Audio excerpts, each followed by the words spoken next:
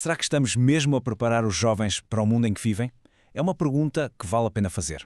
E hoje vamos olhar para uma competência que é talvez das mais importantes e, ao mesmo tempo, das mais esquecidas: a educação para os mídia.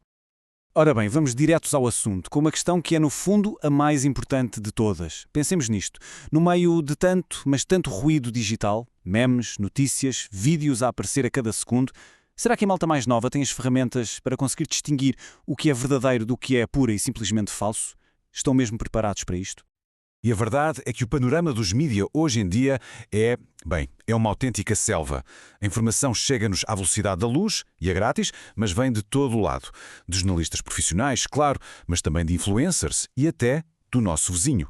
Hoje em dia qualquer pessoa pode, literalmente, criar e espalhar notícias. E depois ao poder da imagem, dos vídeos, que moldam a nossa opinião sobre tudo, desde as coisas mais banais, como o que compramos, até às mais importantes, como em quem votamos. Então a pergunta é: como é que se navega nisto tudo? A resposta, e isto é importante, não passa por proibir ou censurar, nem pensar. A solução é dar poder às pessoas. É equipá-las com, uma espécie de kit de ferramentas de pensamento crítico, feita à medida da era digital. Esse kit de ferramentas tem um nome. Chama-se Educação para os Mídia. A melhor maneira de pensar nisto é como aprender a ler. Só que, em vez de letras e palavras, aprendemos a decifrar as mensagens que estão escondidas nos vídeos, nas notícias, nos posts das redes sociais. É aprender a ir para além do óbvio e a fazer as perguntas certas. Quem é que fez isto? E com que intenção? E é aqui que está, se calhar, a maior mudança de paradigma. Isto não é só sobre aprender a defender-nos de fake news. É muito mais do que isso. O grande objetivo é deixar de ser um mero consumidor passivo de conteúdo e passar a ser um criador ativo. Alguém capaz de partilhar as suas próprias ideias de uma forma clara e responsável. Ok, e como é que isto se faz? Podemos dividir este processo em 4 passos, quase como uma escada. O primeiro degrau é o acesso, saber onde e como encontrar a informação. Depois vem a compreensão. Não basta ler, é preciso perceber o que aquilo quer mesmo dizer. O terceiro passo é absolutamente crucial, a avaliação. É aqui que questionamos: esta fonte é de confiança?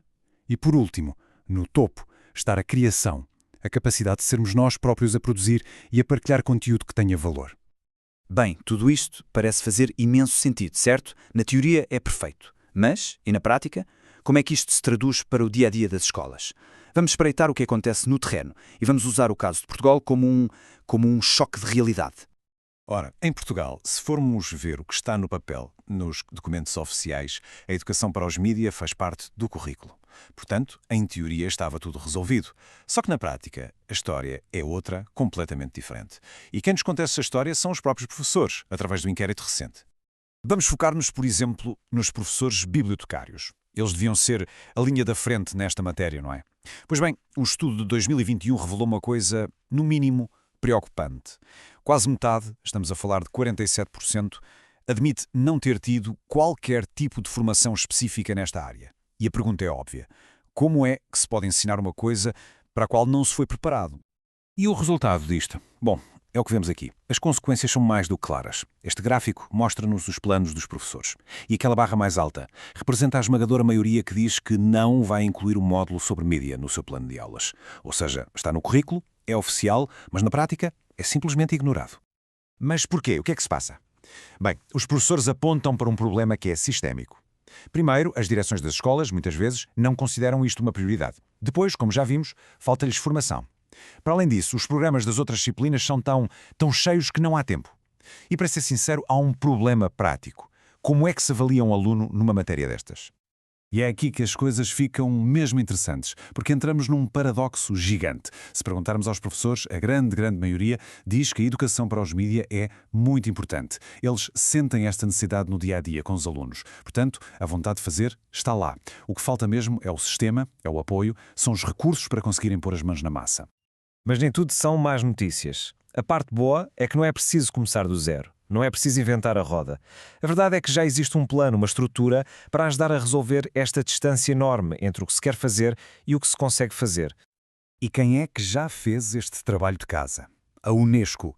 A Unesco desenvolveu um currículo global pensado para professores que está pronto para usar e ataca de frente os problemas que os professores apontaram: a falta de estrutura, a falta de ferramentas práticas para levar o tema para a sala de aula. E uma das coisas mais úteis deste currículo é que ajuda a pôr as ideias em ordem.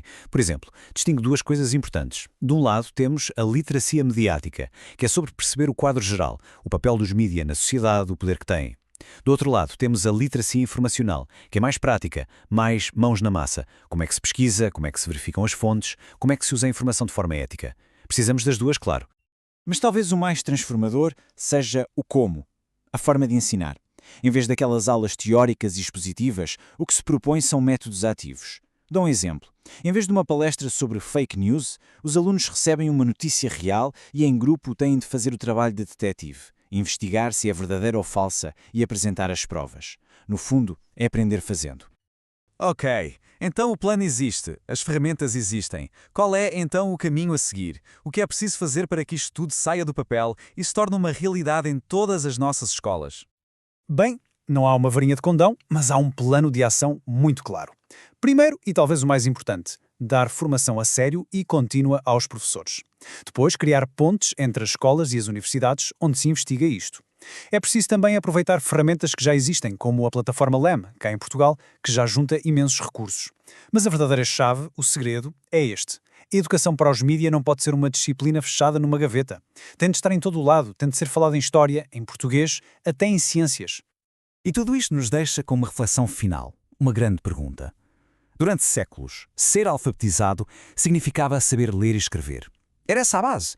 Mas hoje, no mundo que está literalmente a afogar-se em informação, talvez a nova literacia, a verdadeira literacia, seja outra coisa. Talvez seja a capacidade de discernir, de saber em quem e em que é que se pode acreditar. E se assim for, não será esta a competência mais fundamental de todas que podemos dar à próxima geração?